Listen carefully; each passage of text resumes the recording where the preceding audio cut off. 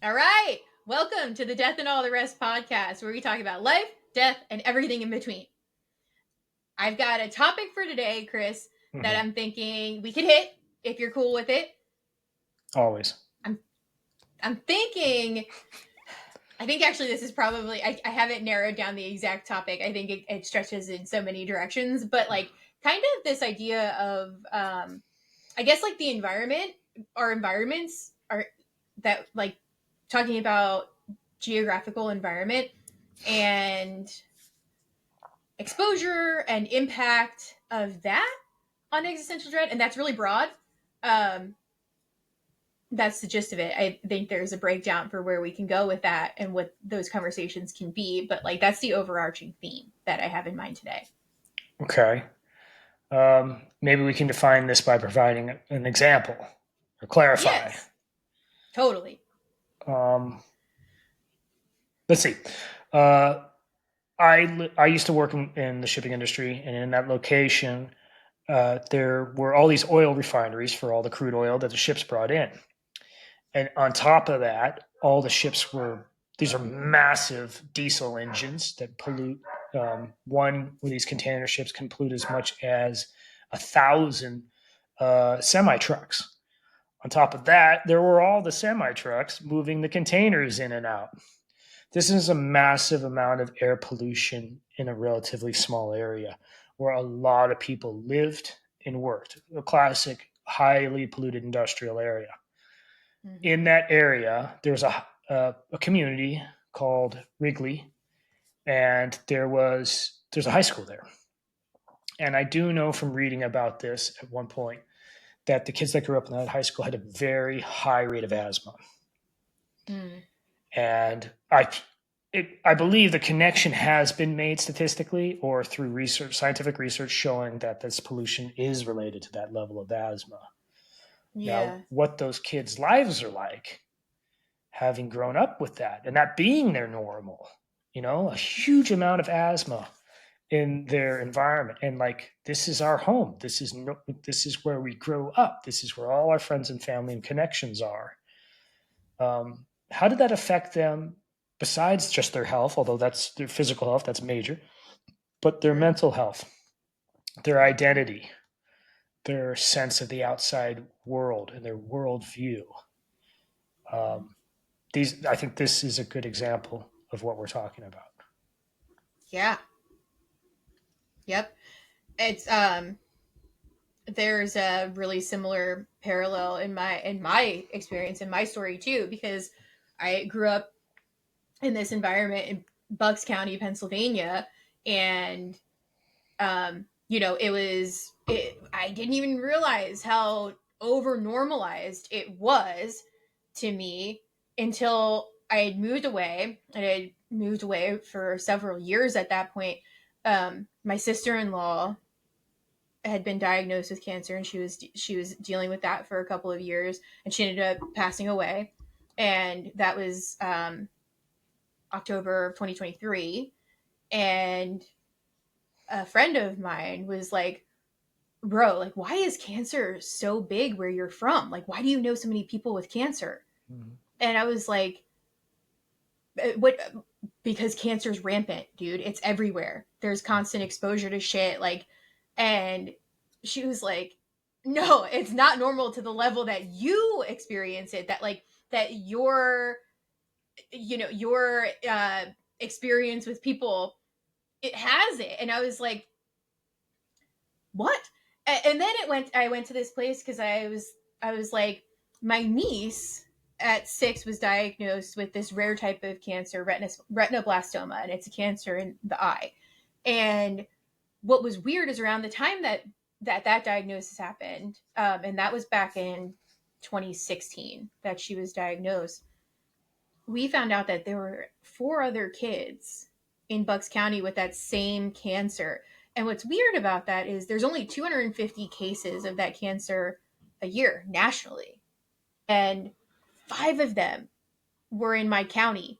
Like, so when my friend brought this up, I was like, like, yeah, you're right. Because I remember when this was happening with my niece, that was really weird. And my niece was really old for that type of cancer too. Mm-hmm. Typically, it affects infants up to like from infancy into 2. My niece was 6.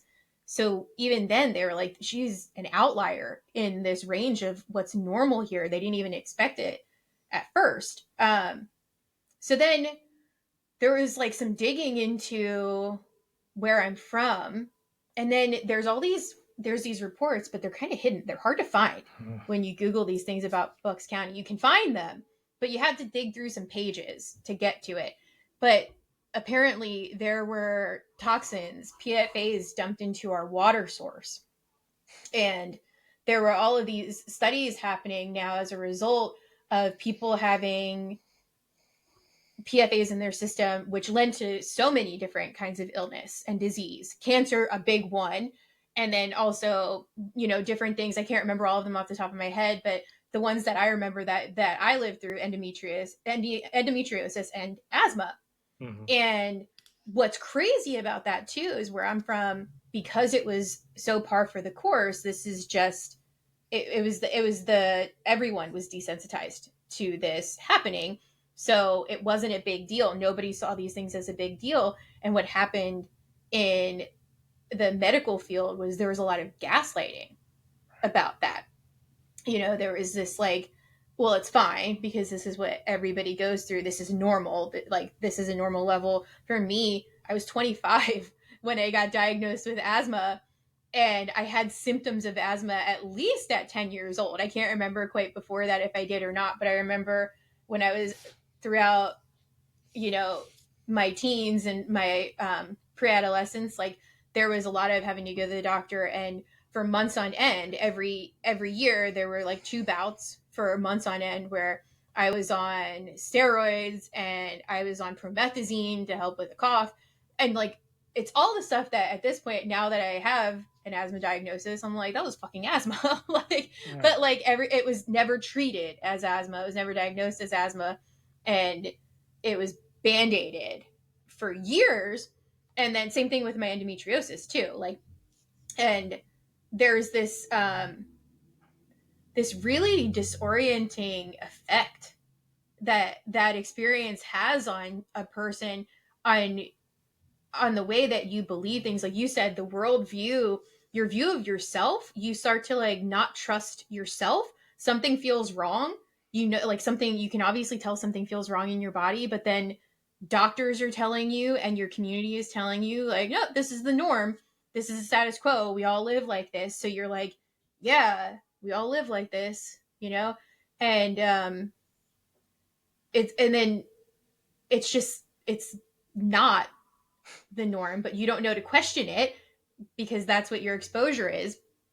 And then there's like, for me, another element to, I've talked about my anxiety before, but another element to that is like, my anxiety was heightened around death because there was so much illness and death, and it was normal. So to me, like, I'm thinking this is this very normal thing that happens. People are very, very sick, or people die, people get cancer and they die young. Like, that was not uncommon. And so that, I think, perpetuated my existential dread that I was feeling. And at the same time, I'm being told, like, I'm being a little bit gaslit about that too, because it's like, oh my God, why are you anxious about this? This is just life. This is just what happens. This happens to everybody. And so I'm having this anxiety response, which is my psyche telling me something is wrong, Mm-hmm. but I'm being told externally nothing is wrong. Right. This is just how it is. And there's this really, like, this just really fucked disorientation that comes from that, because you don't know what to believe. Like, your body is feeling something, your mind is telling you we're anxious about something for a reason. Everything else is like, no, this is, you don't need to be this anxious. This is just how it is. It's radical acceptance, like calling for radical acceptance. And yeah, there's a huge uptick, I think, for existential dread to come out of. And I think there's a lot of learning to distrust yourself, and then there's distrusting the system, and there's identity loss in all of it. I think I can simplify this whole thing to a certain extent. Yeah. Yeah. In a very real way, you've been fighting for your breath your entire life. Mm-hmm. Yeah. Yeah. Literally and metaphorically. Yeah. And that's scary. You Mm-hmm. can't breathe, you die. Yeah. And everybody's telling you your breathing's fine. Yeah. And you're like, but I can't breathe. And they're like, no, you're fine.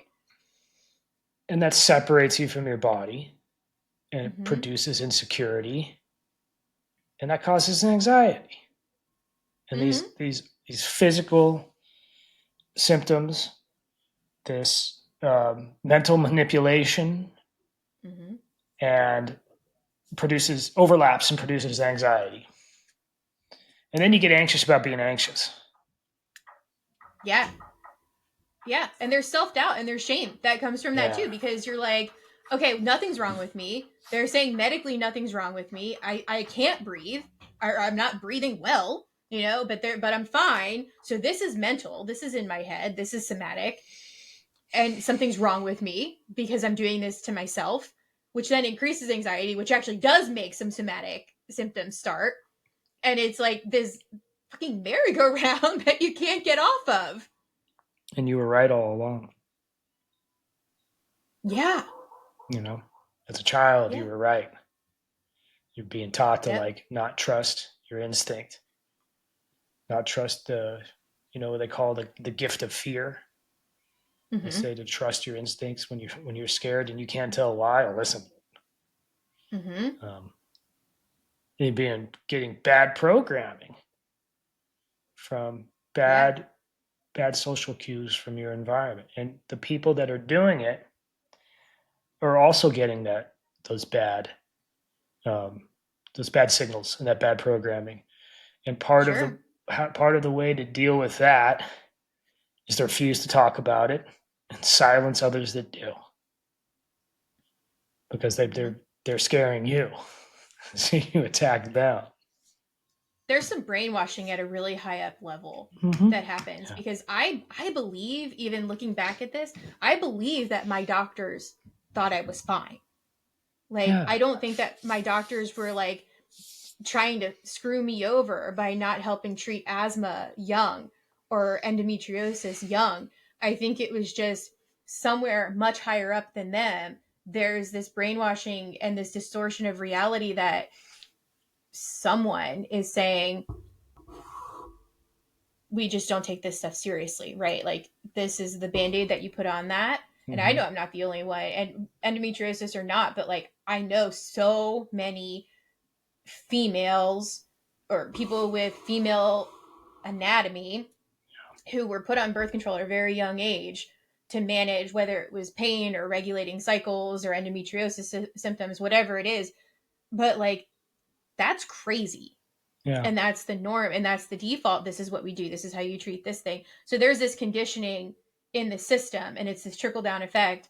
And I think I've mentioned this to you before, but for listeners on this podcast too, like, one of the things that's really interesting when you Google where I'm from, some of the things that come up are all the different cancer hospitals that we've got. And again, I didn't question it because I didn't know to question it. I wouldn't Right. think to question that. And there's a reason, and I don't know if it's a chicken or the egg thing. I don't know which came first. Was there all this cancer in this area, and then they built hospitals to respond to the cancer? Were the hospitals there, and then, I mean, there was a dump of toxins in our water. Like, I don't want to get too caught up in the conspiracy theories of it all, but also like, it makes you stop to think, you know. Yeah. I think on some level, I just thought of this. This could be verified by checking the sources literally and finding Sure. out the sources of the contamination when they were created, um, the factories, military bases, whatnot, and when the hospitals um, were founded, and maybe Mm-hmm. even looking even deeper and finding out who founded what and who funded it, because Mm-hmm. there's an element to this that is appears to be financially predatory, Right. quite possibly.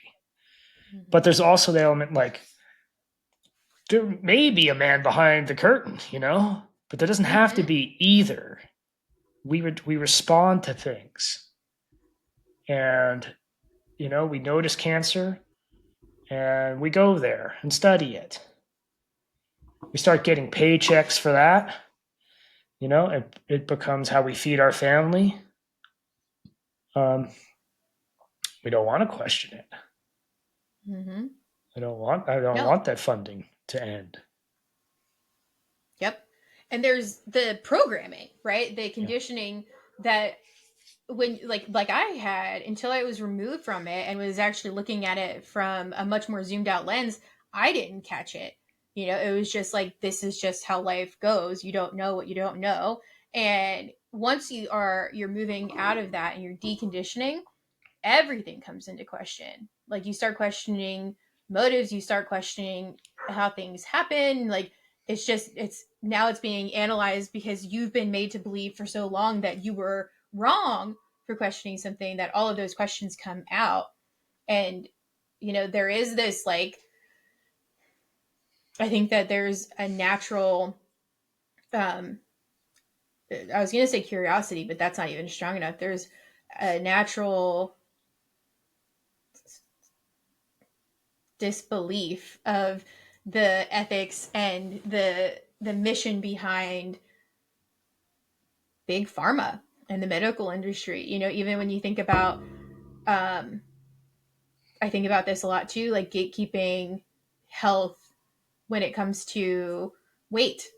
Like, Mhm. so many people treat people like they're overweight, like they're wasting something, they're wasting potential, they're this like waste of resources or something, they've done this thing to themselves and whatever, Yeah. like they there's this stigma around that. But then now there are these meds on the market Mm-hmm. that people can use to help with weight loss, and people are mad that people who are overweight are using it.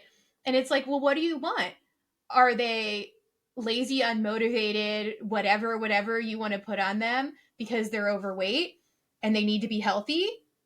Or do they only get to be healthy on your terms? And then there's like there's so much. I'm gonna just be throwing things at you, I think. And because with that too, like this is tying it into the like the cancer treatment stuff. But like, insurance won't cover these meds in a lot of cases. Like you have to have a diabetes diagnosis to have Ozempic. Mm-hmm. And but it helps with weight issues. But it's not about the industry isn't interested in preventative, someone who's overweight but isn't diabetic yet, and preventing them from becoming diabetic. They don't care about that. They're treating diabetes. Like, you've got to have the condition to get the help. Otherwise, you're gonna have to figure it out and pay for that out of your pocket. And for a lot of people, that's not a reality that they have to be able to pay for that. So I'm pulling in a couple different directions because I'm talking Sure. about the pharmaceutical landscape and Mm-hmm. the trap that people get stuck in of like, you have to actually be ill to get the treatment. We are reactively responsive, not proactively responsive, which is a problem. And then also this idea of like the gatekeeping of health and having people where they feel like they can't fit into a bucket. And this extends beyond weight. This extends to so many different health issues. And I bet we could tie this to addiction, right? Like, Oh yeah. eh, there's like this idea that like the same thing with addicts, like, oh, you're like the deviant of society somehow. And the same thing with like overweight people, you're the problem. Then there's these solutions or these things that people do, Ozempic or terzepatide. And then, some people with addiction, they'll use Suboxone or methadone, but it's like, it's not by someone else's standard. It's not like, it's gatekeeping this idea of health and wellness. Well, I there's a. ranted. You did, but you covered a lot of topics. I was like thinking about a bunch of things along the way, and I forgot some Yeah. along the way. One, I would say that there's the various models of addiction, of disorder that we talked about. And the first way to define it was as sin. And Yeah. that's where the blame is. You know, Sure. we want to blame Yeah. people for being weak and being sinful, and then we want them to suffer consequences for Mm-hmm. that. We want them to have to pay the price or pay the devil. So if you introduce a magic pill and get them off the hook, they don't like that at all. That They was don't deserve that. no, they don't get you don't get a get out of jail free card. Right. They must be punished. Right. And that's powerful, a Yeah. powerful conceptual framework in life. And how much of that Yeah. came from the church and religion, I have no idea. And that's a whole nother topic. That's one. Mm-hmm. One other thought I had, but I'm having a difficulty tracking it, um, is how much of this is operating behind the scenes in our minds, but coming out and affecting our view of the world and our Mm-hmm. view of existential dread. And my Yeah. example would be is if you're getting this level of toxicity in your environment Mm-hmm. and you're being gaslit about it, and you sense that you're being manipulated and being preyed upon by massive institutions, government agencies, potentially, how much of that produces conspiratorial thought, Mm-hmm. um, whether or not some of its basis is in truth, and how much of it causes a general loss of faith in Mm-hmm. our systems, in our country, in our culture, and in humanity. Mm-hmm. And what does that do to how we look at ourselves and look at each other's and our behaviors and our actions and our beliefs? And those are Yeah. all really, really big words. But one of the things I think about a lot now is I think there's a general loss of faith in humanity. Yeah. Mm-hmm. Um, I can't point in anything, any group, any power that be, uh, and say those are the good guys, or they are beyond fault. And there used to be, I don't think that it was ever really the case. We're all humans, we're all fragile. But now, like, if our entire world is polluted, and it is to a certain extent, like Mm-hmm. the the PFAS, the forever chemicals, and the microplastics, and Yeah. before that, the lead in the air and the Our food. fluorocarbons, our food. Yeah, um, we're taking that into our bodies, Yeah. and we know it. Now we're aware of it to a certain extent. Um, we've degraded our world and ourselves, and we're acting that way, and that can produce a lot of anger, a lot of fear, a lot of blame, a lot of stigma, and a lot of apathy. And all these, none of these things are particularly positive. Yeah. So what do we do? Yeah. What do we do? How do we respond to that? First thing is to know. Don't hide from it, because if you hide from it, it'll affect you without you having control on some level.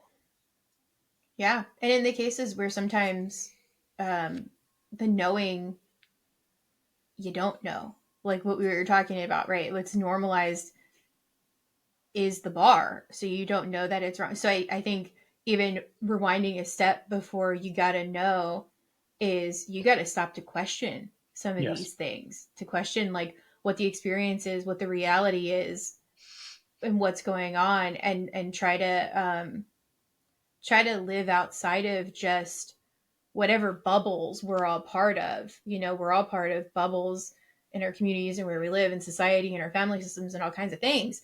And being able to like step outside of that to understand some other elements of like what people are going through and what the experiences are, because you'll never know what to question if you don't know what different truths are and different realities are. So like really, that's step one, is trying to figure out, like, starting to question those things. Yeah. Look for bias. Yeah. Look for bias in yourself, bias in your community, and then ask, where does that bias come from? What is that in Mm-hmm. response to? And if you don't know what that is, look up biases. There's a lot of them, but look at like the basic ones, and look for some historical examples, and Mm-hmm. then start drawing your own connections. All this can freak you out, and that's a danger too. You know, Yeah. but you got to have a critical eye. Overwhelming. Yes, there's the danger is that's one of the other dangers of this is to be overwhelmed, or to become apathetic as well, Mm-hmm. because it's a lot to deal with. Yep. But there are things you can do. Mm-hmm. You know, you can you can limit your exposure. If you find out that there's a lot of pollutants in your environment and they're in the air, there are steps you can take. And that doesn't necessarily, you might not have the means to like get up and move to the middle of the forest, Yeah. but you can buy an air purifier for $50 and have it in your house and at least clean up the air that you're in half of your life. The rest of the time you're at Mm-hmm. work, unfortunately, but at least the air in your home is cleaner. Mm-hmm. Um, you can build them. I made one myself. So that's just one small example. You can get a water filter. That's another example. Mm-hmm. Look for this stuff. You know, it's scary. That's it. The water thing is an interesting point too, because you think about the fact that there's like we're also trying to do this in a way that's resources for anybody, right? Mm-hmm, Like ideally on any socioeconomic standing, someone mm-hmm, could do this for themselves, because it's not helpful to only speak to people who have the access and the resources to afford things. But there's this, like drain tap water. There, we know that can be a danger, that can be a risk. There's all kinds of things that can be in our tap water.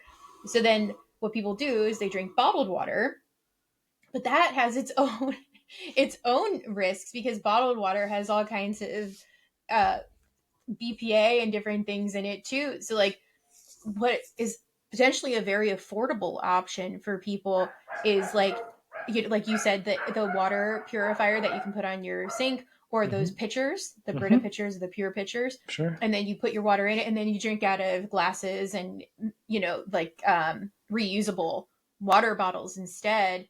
It's one small step, but it's one step that is eliminating a potential exposure to something. This is how it's done. Small Yeah. steps. You want to you Yes. want to do it. Don't dwell on it. Yes. Nice. I've been saving that phrase. Yeah, you're not going to eat the whole elephant at once. And I think Yeah. that's something that's really important for people to get to hear. Like small bites at a time, which means small steps. And one small step, if you are eliminating drinking tap water and drinking bottled water, and you're spending $20 on a water filter or a water filtered pitcher, that's something huge you've done for yourself to Yes. eliminate one facet of potential negative exposure to something. Like that's huge. It is. Do that. Start somewhere, and then move Mm-hmm. on to the next thing. And Yep. also, like I always say, practice self care. If you're in good Mm-hmm. shape, you'll be more resistant to the effects of this stuff because it seems that Yeah. some of these pollution associated or connected cancers also have like a genetic component. Sure. So there's a genetic component and there's an exposure component. You can't control your genes, but you can control your exposure a little bit. Yep. And one other thing you can do is make sure you're as strong as you can be. You're Mm-hmm. resistant, Mm-hmm. resilient, and start somewhere. Start anywhere. Start small.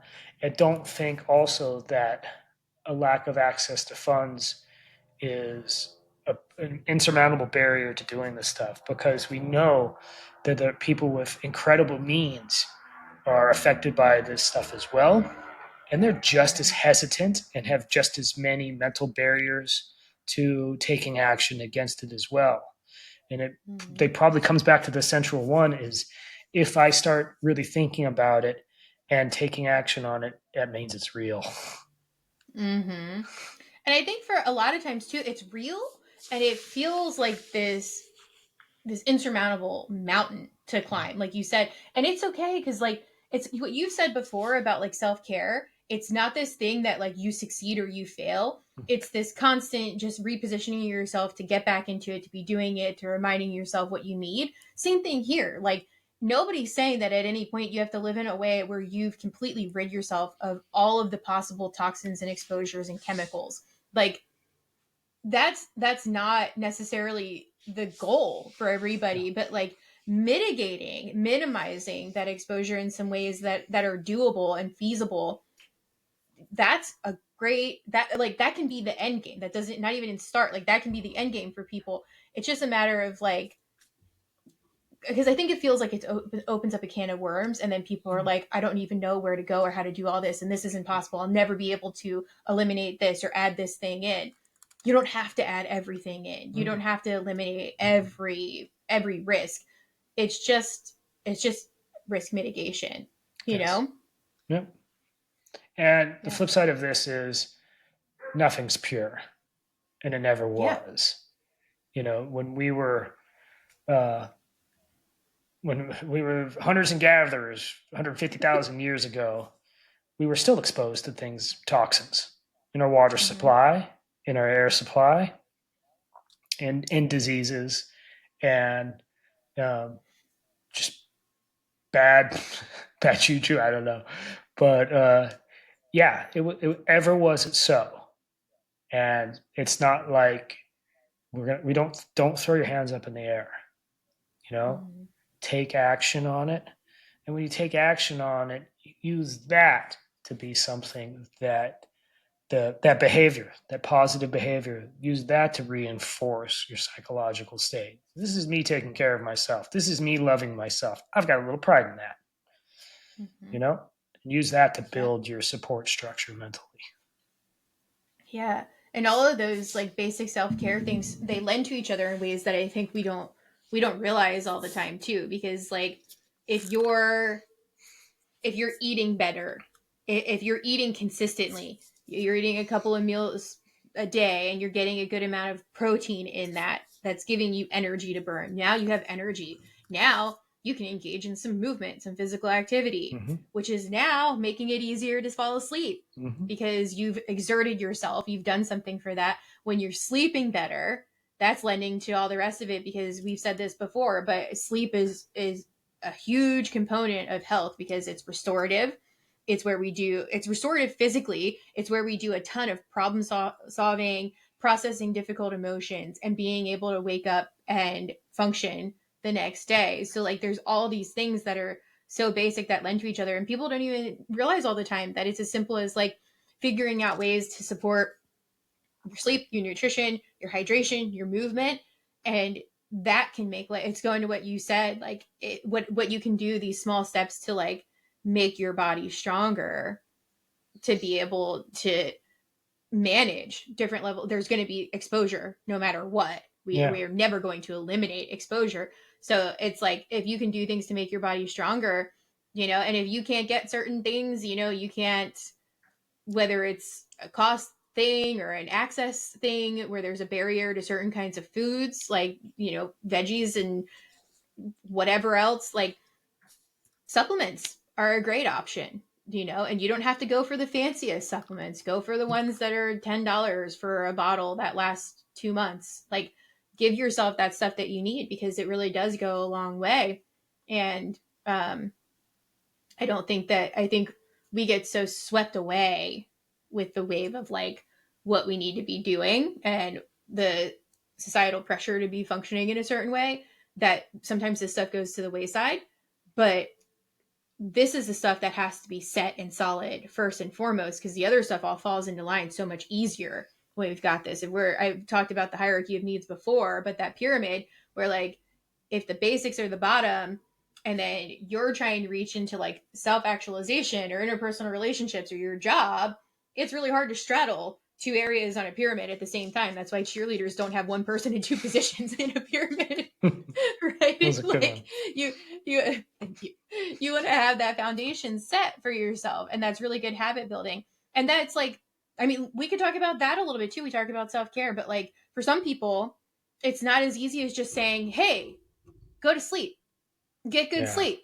Yes. It's they're like, I try to sleep and I have a Yeah. hard time falling asleep. I have a hard time staying asleep. I can't fall asleep without some kind of substance to help me fall asleep, whether that's weed or melatonin or anything else. Like, and same thing for like nutrition. Well, I'm not hungry in the morning. I don't have time in the morning. How do you build that in? Movement, same stuff, right? Like, let's talk about that. Let's empower people to understand, like, how do you have access to this stuff? How can you help that? That's the question, right? It's Yeah. the mentality is the issue here. Is the belief that you can't. The disempowerment. All of this stuff is incredibly disempowering, and you think that you can't do it, and a Yeah. victim mindset sets in, and that's tough. It's tough Mm-hmm. to deal with that. Just get started, and you factor it into your life the way it works for you. Find your first spot that fits in your life as easy as you can. The ease. Don't do it all at once. Don't do Mm-hmm. don't overreach. Start small and fit it around your individual life. And it doesn't have to be what I say or anybody else says. It's what you That's say. right. And it can Mm-hmm. be like, I've mentioned this before, but when I started my health journey, the first thing I did was eliminate soda. Mm-hmm. And that had a massive, massive shift for me. Lost 10 pounds in 1 month. And I had a little bit more energy. And then I went on to the next thing and the next thing and the next thing. Um, one year we had really bad fires and where we live, and we live extremely rural. Mm-hmm. And there's no air purifiers to be found.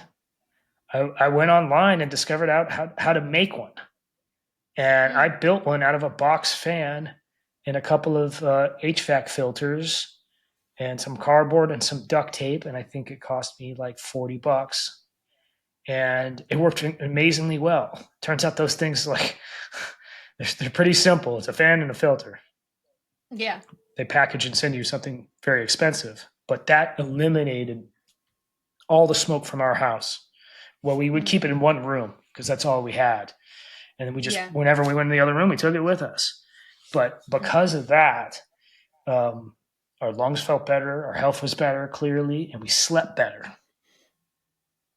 And then when I had more time and I could do my research and save up and budget for it, I bought a really nice freaking air filter. Yeah. Um, that's it. That's kind of how you do it. Yeah. You look for it. Look online, steal somebody else's ideas, and make them yours. Mm-hmm. That's what, whenever I do this work with clients, because I always have people strip down to the basics, because people come to me and it's like this, this functioning issue. I used to function. I was super productive. I hit a wall. I have no motivation. I don't want to do anything at all anymore. Like stuff like that is a common presentation that people working with me come in with. And I always go, strip it back. Tell me about your sleep. Tell me about your hydration. Tell me about your Yeah. nutrition. Tell me about your movement. And one of the things that I always have people start with when we look at that and we analyze, like, okay, what is all that looking like? Is I think an easy starting place is water. Mm-hmm. Yeah. Aim to get in 64 ounces of water, even more, even better. But like that's an easy thing. You just have to have a water bottle that you have access to that you can keep drinking out of throughout the day. Yeah. That's an easy starting point. And like when you think about it, we're made out of what, like 70% water, our Sure. bodies. Mm-hmm. You are replenishing something in your body that it needs to function. For everything to be moving and doing what it needs to do, you are giving it that basis. That is an important starting point. That is huge. And it's so small. It's so small. Just drink some water, right? Yeah. Like, eh, but we don't think about it because we don't, when you hear, oh, drink water, it doesn't sound like it's that big of a step, that big of a change. A step can be small and still be big, and then it leads to the next thing, because now once I have my clients focus on one thing at a time, because I don't Mm-hmm. need anybody getting bogged down trying to manage new habits. Let's build one good habit at a time. And then we talk about, okay, now great, let's look at, usually the next place I go is nutrition or movement, Mm-hmm. depending on what they've got going on, because all of this is going to aid sleep. more Yeah. easily. We can get these things down. This will make sleep easier. So we can tackle that there a little bit down the road. But then, yeah, so looking at one of those, and it doesn't, again, it doesn't even have to start with, if we're talking about movement, I'm not asking you to go to the gym 5 times a week, an hour every time. Right. I'm saying just put on a yoga video and do 5 minutes of yoga 4 times a week. Yeah. It's a starting point. Anything is a starting point. You're getting your body used to moving. There's this very real effect that happens, that the less energy we're expending, the less energy our body makes. Our body learns how much energy it needs to create for us to function in the way that we function normally. So if our baseline functioning is low, our body's only creating that much energy for us to use. So to push that up, you have to challenge it more and more, or your body will catch up to you. It'll do these things to help meet you with what you're doing with it. You just gotta kind of prep it and get it conditioned to be doing more and more. And that feeds into like the nutrition stuff. Are you like your protein intake? That's the best way to turn over energy, to give yourself some energy, which makes movement that much easier. Yeah. Like build one habit on the habit you built before. Start And chaining them see together. how, yes, and see how chained together they are, how Yeah. much there's the interlocking of these habits, because I think a lot of times it's hard to see the value in just one, let alone all of them. It feels like a lot to be trying to manage and add in. But again, if you can focus on one habit at a time and then build on it, and you give yourself, we know it takes 90 days minimum of stable, consistent behavior to create a new habit for our brain, that cognitive restructuring that happens. So do it for 3 months. And once you do, you've got this down. Now that's instinctual. You're just going to do it. You're just going to drink that water. That's what we want. We want it to be That's what we automatic. want. And you can Yeah. get like if you do this long enough and you start seeing results, because none of this stuff is sexy. None of this stuff is like Yeah. flipping a switch and like I feel fucking great. Right. It's Right. cumulative, but you will notice it, Mm-hmm. and you'll notice it in very interesting ways. You'll often notice it in retrospect. Like you'll be doing it for a while and Mm-hmm. think, "Oh, I feel a lot better than I felt back then." Or like you'll Yes. feel better, and you're like, and it'll come out in different ways where like your mood improves, and you're like, so you'll see like Mm-hmm. second order and third order benefits from it. And all of that, just like we're talking about how building these things and how one lends to the other, is the overall effect on your health and your wellness is noticeable, Mm-hmm. and it Yeah. makes you stronger and healthier. And at some point along this journey, Yep. a switch gets flipped, and you start getting greedy for it in a Mm-hmm. good way. And you're like, I'm on it. Now, this is what I Mm-hmm. do. Mm-hmm. Uh, and that's a Yeah. powerful moment. And it feels good. You got this thing Yeah. down. Yeah. Yes.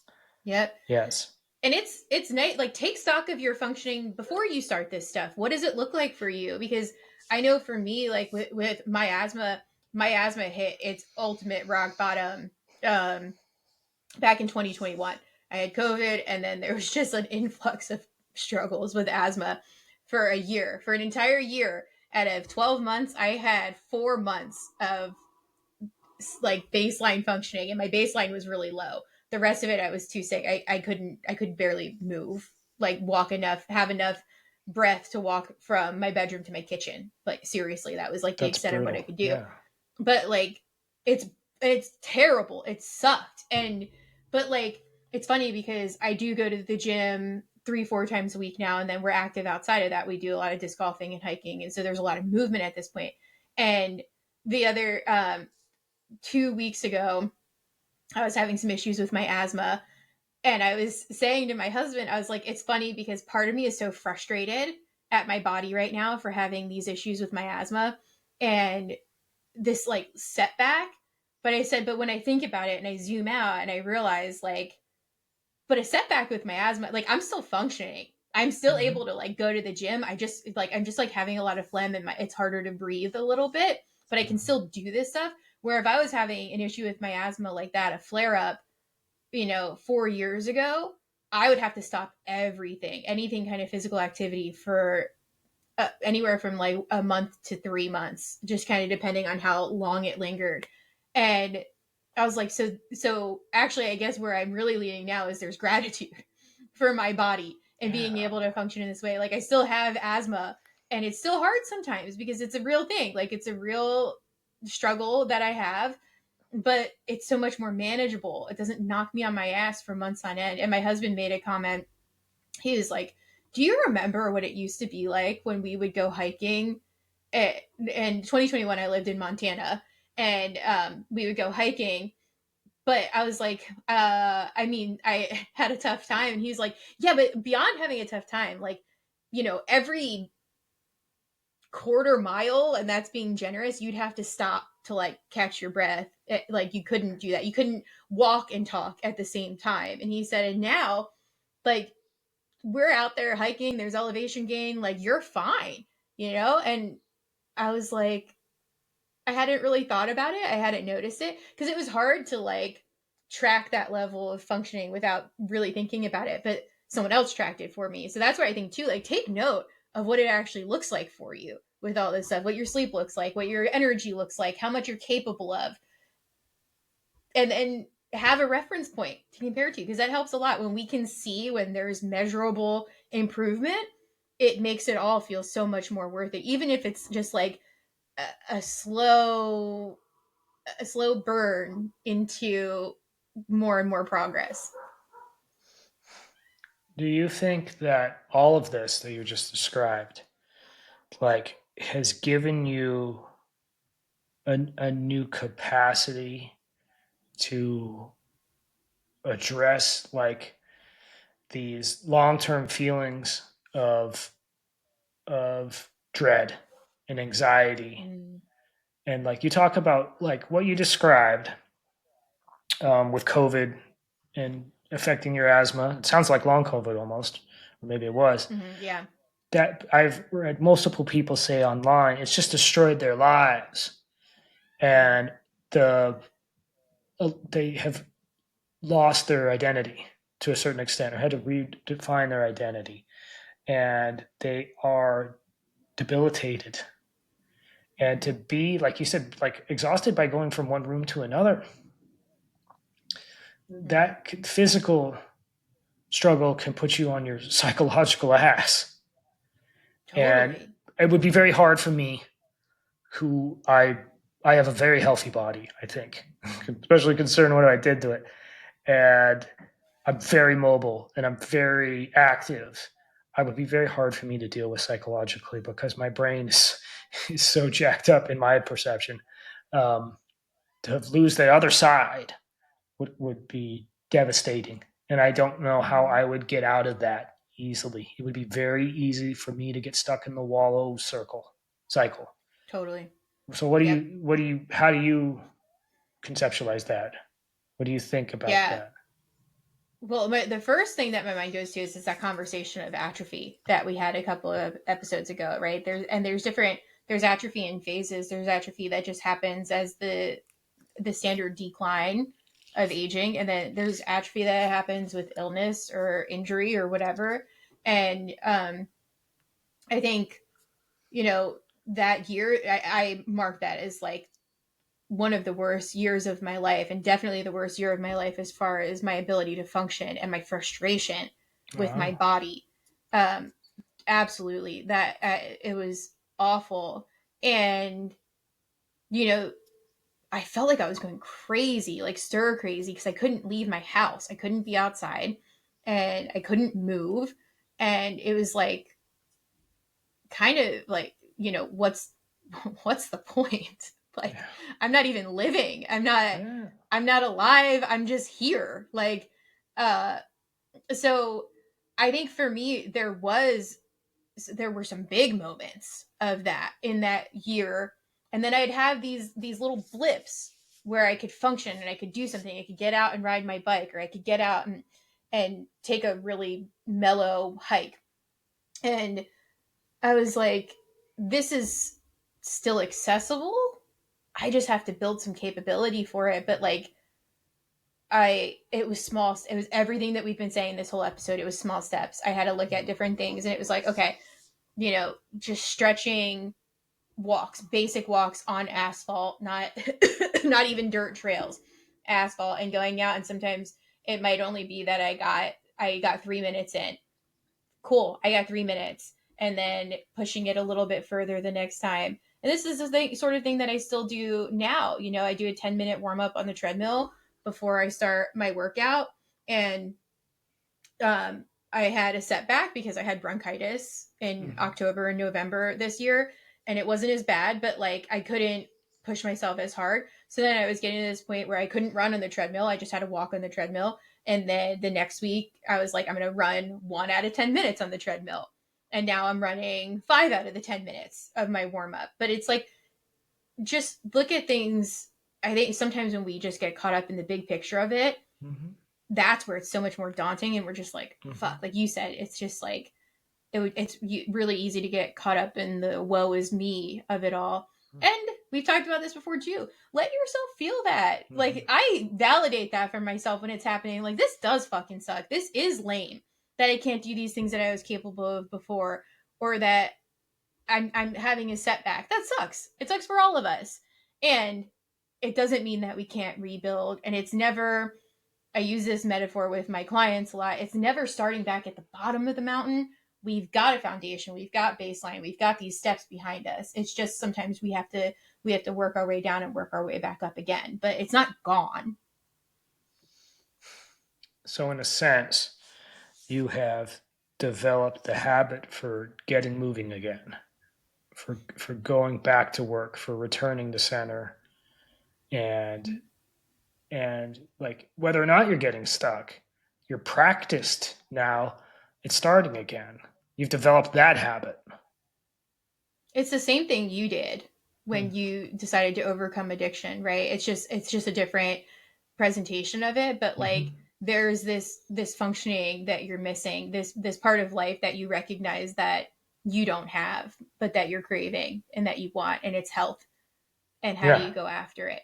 it is absolutely health. Yes. Mm-hmm. Yeah. And I think for like tying this all together with the Mm-hmm. existential stuff, I'm still afraid of dying. At the end of the day, I'm still terrified of dying, and it's still going to happen to me. That's what it is.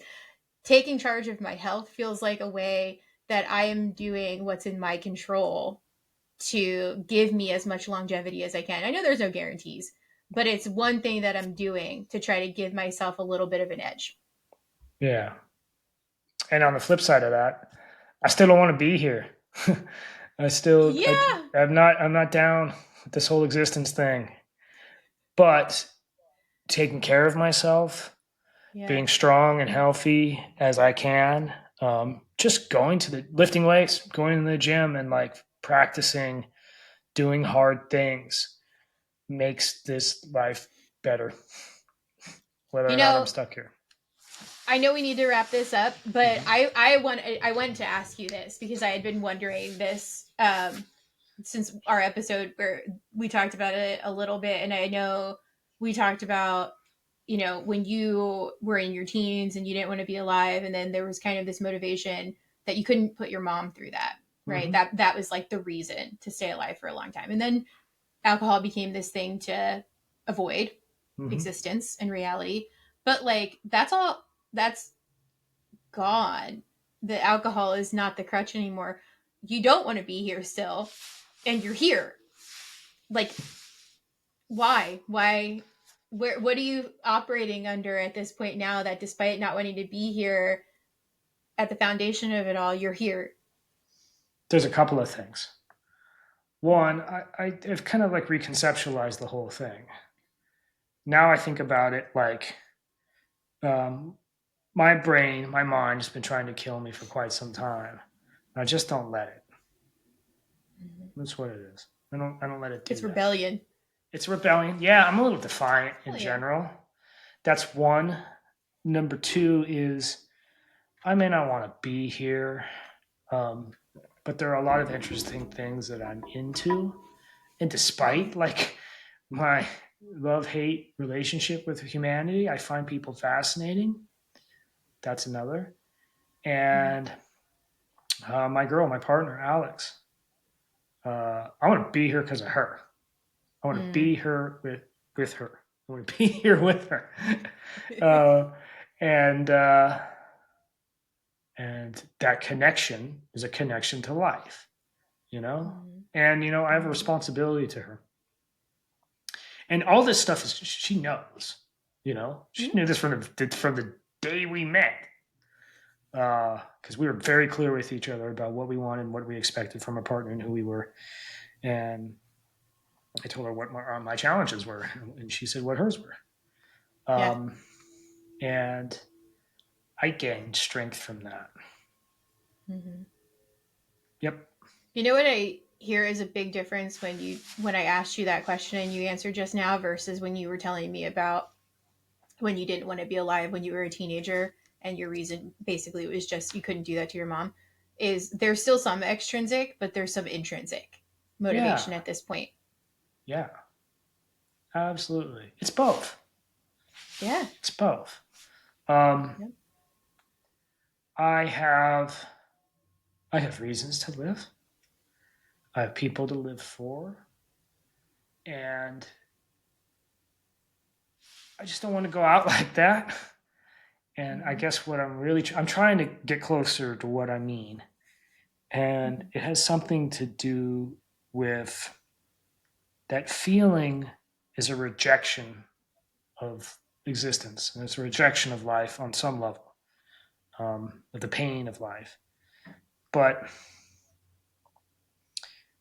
and it's the final act of control to take control of a life that you have no control over, Mm-hmm. that you think is uncontrollable, this chaos is not worth being here. I just have more little controls in my life Mm-hmm. now. I have better ways to deal with these feelings, and I've practiced it, and I've been working on this for years now, many years. And I think that has a lot to do with it. Absolutely. I Yeah. didn't know how to I think handle that's this a when I was a really boy. cool, huh? I didn't know how to handle this when I was a boy. Yeah. Oh, sure. And there's another takeaway for listeners too. It's like, um, at some point you felt like you had no control over Mhm. life, and then through your own trials and tribulations and doing different things, you realize that regardless, you may not have control over all of it, over every single factor of life, but you've got some control. And Yeah, you get to exert that and demonstrate that, and you can make this experience yours. yeah.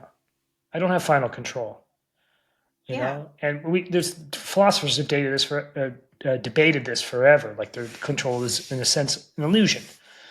Yeah. Um, is ultimately you don't have ultimate control, but I do have little controls, Mm-hmm. and I practice them assiduously, um, and that helps a lot Mm-hmm. because a lot of this, the pain of this,